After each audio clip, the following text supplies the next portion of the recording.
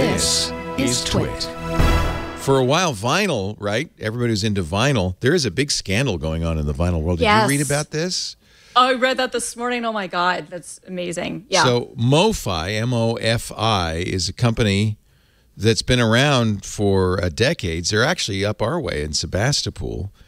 And their claim to fame was they're selling vinyl records that are mastered from the original non-digital analog masters of, classics, Asia from Steely Dan or even Thriller, which was mastered to tape. And they were selling it this way for a long time until a record store owner, Phoenix Record Shop owner, said, according to pretty reliable sources, MoFi, Mobile Fidelity, has been using digital files instead to create these vinyl records. They are not analog masters. And then a number of people spoke up and said, that makes sense, because if they're making these vinyl records from analog masters, they have to keep rewinding the tape and playing it, rewinding the tape. Nobody's going to allow them to do that. So, in fact, it's now come out. Engineers, MoFi didn't want to admit it, but engineers from MoFi have started to say, yeah, we started using digital stream. It's called direct stream digital technology in 2011 on a release of Tony Bennett's I Left My Heart in San Francisco. And by the end of 2011, 60% of their vinyl releases used digital sources. You're laughing because of the hipsters. I am laughing. Okay, I'm making fun of them, but Leo, you don't want to. I got really into vinyl during the pandemic, so I'm also laughing at myself because I've spent thousands of dollars in vinyl records over the last 2 years, and I wish that I was. Wow. Yeah. Do you have a turntable that's in a sandbox with special? Well, I mean, the thousands includes the turntable that I got, but yeah. So I'm part of a monthly record of the month club thing. It's stupid. I bought all of the variations of Taylor Swift's folklore album on vinyl, Yes. all 7 versions, right? I've got them all. So I'm laughing at myself in terms of this too, because I had looked at maybe getting the Thriller album that they have up for pre-order, which is $100, which they're claiming came from the analog master. I was like, oh well, maybe that would be really cool. Now I'm like, you absolute idiot, because they're just sourcing it from a digital master, and they can say, oh well, it sounds this good and whatnot. Okay, well no, this is just more proof that people who buy into audiophile stuff, which again I'm absolutely one of these people, we're basically flushing our money down the toilet for minute things that we claim, differences we claim we can hear that we absolutely cannot hear, for the aesthetic and for other things. So I love this. It's also hilarious that the initial response from the community was to attack this record store guy and be like, you're wrong, and then the company admits it, and it's like, oh yeah, sorry, our bad. According to Washington Post, the fallout of the MoFi revelation has thrown the audiophile community into something of an existential crisis. Right, exactly. Because it's but I swore that I could hear the difference. It sounded better, I swear. And now I know it's a placebo, which is, I think most of us who are part of kind of the hobby would admit that we know that we're just paying more to pay more. But it's dumb. It's joy. It does. Joy, though. There is an aesthetic, and there's the aesthetic I love. Yes, and you can and I think it's the same thing with people that like books, which I like paper books with pages with stuff written on it that I have to go through, and I lose the page and all of that frustration. Totally. But I prefer the experience, even though it's much easier to read it on my phone, where I don't have to have a light and can't see the letters because the light's not bright enough. But there's something that's a joyful thing about actually being able to hold and own and manipulate something that isn't just digital. So go for it. Enjoy it. As a visitor from the age of vinyl, I actually had vinyl records when they were the only way to get music. I remember buying I think my first record was a Beatles 45. I Want to Hold Her Hand. It's not about the sound quality. That sounded like crap. but there's an aesthetic to taking an album out of the sleeve. They've got the liner notes. There's a whole thing. You clean it with the disc washer, 3 drops, that's all. And then you put it on the thing. You gently lower the needle on there. I understand the aesthetic of it. It doesn't. I want one of the really old ones, like gramophone kind of like look to it. Yeah, but I mean, to say, oh, this is magically sounds. Now, MoFi is saying, hey, look, even though we're using digital, we get the masters.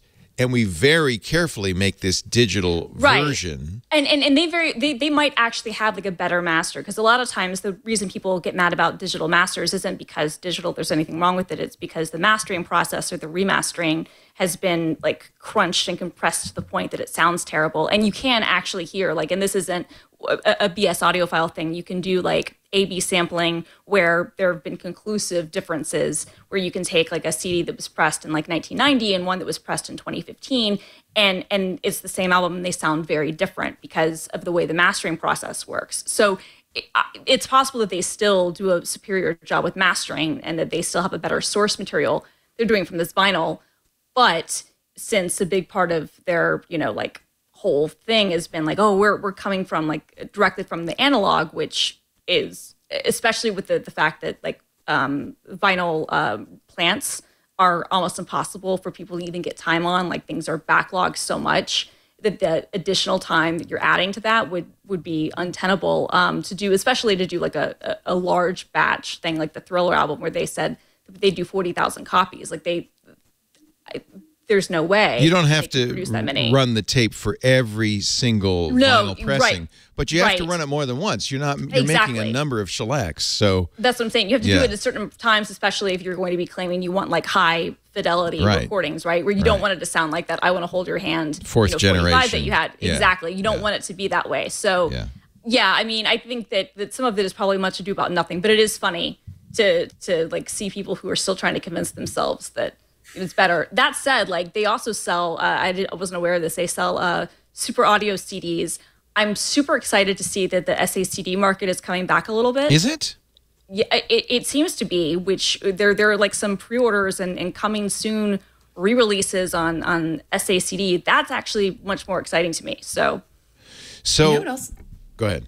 Sorry, you mentioned Taylor Swift when she had released Folklore. She also released it on cassette, and I thought that was bizarre. I love that. Yeah, so cassettes have had a moment. That's hipster, right? That's completely that's completely that's completely aesthetic. That's been big for 5 or 6 years now, where you've seen, especially with younger people, wanting to get it for the aesthetic. And like I bought Radiohead when they released the 25th anniversary of OK Computer. I got it on mini disc. So that was, which is like the ultimate, like, and I do actually have a mini disc player, so I can play it back. But that was like the ultimate, like, really, Christina, really. And I think I got it. I think I got that on. There was a cassette thing there too. But you're right. Yeah, she releases stuff on cassette. What I'm waiting for, we're seeing SACD come back. I'm waiting for actual just CDs to come back. Right. That I'm waiting for. Look, it's a digital recording. When you download it, it's identical to the CD. I mean, don't download an MP3 or AAC, but if you download a lossless version of it, it's identical to the 44.1 CD. I don't know. I mean, I'm just looking forward to the aesthetic coming back. I just want to see the kids walking around with giant Walkmans. Yeah, I mean, I don't care. To be honest with you, I don't care. I just want to see people walking around with giant, like, Walkmans again. Like, I think that would just be funny. I think you can make the case, and I remember walking by the Dolby offices in San Francisco many years ago, and a Dolby engineer came out and said, "Psst, Leo, come here." And he brought me in, and they had a very famous theater in there with really good Revel speakers. I mean, just a really nice setup. And he played an A/B comparison for me between it. Now, it was Steely Dan. It was not a very complex piece of music, but between an analog and a digital, I think it was even an MP3 recording. It might have been an AAC.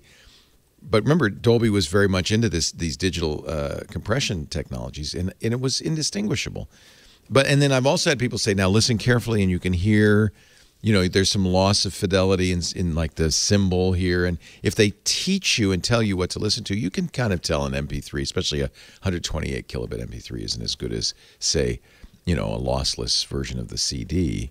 But most people, let's face it, they're listening on this crappy AirPods. Well, this is the thing, right? Like Bluetooth, this is always, you're not. Well, this is the hilarious thing about the vinyl world. So if you go to like the r/vinyl like subreddit and stuff, you have a lot of people who are wanting to get turntables and other things. And then one of the first questions they ask is, okay, so how do I listen to this with Bluetooth? How do I connect this to my Sonos? How do I do this other stuff? No. Well, and you can do it. Like I do actually have my turntable connected to my Sonos, but I'm primarily, when I want to listen to vinyl, I have like my very expensive like headphones plugged in directly to my amp, plugged into my turntable, and that's how I'm enjoying the experience. But it is very funny that people will want to, on the one hand, take on the aesthetic, but on the other hand, immediately want to be able to listen to it wirelessly. And it's like, okay, you do understand what you've just done here. You've just completely given up the entire thing. Like, I get it. It's nice to be able to drop a needle on something and do that. But anything you want to try to claim about like audio fidelity is completely out the window as soon as you are, using an analog to digital converter. Yeah. Bluetooth, but even just doing an analog to digital converter, because in that case, in most cases, you're taking, okay, something that was digital became analog. Now it's becoming digital again. Like, come on.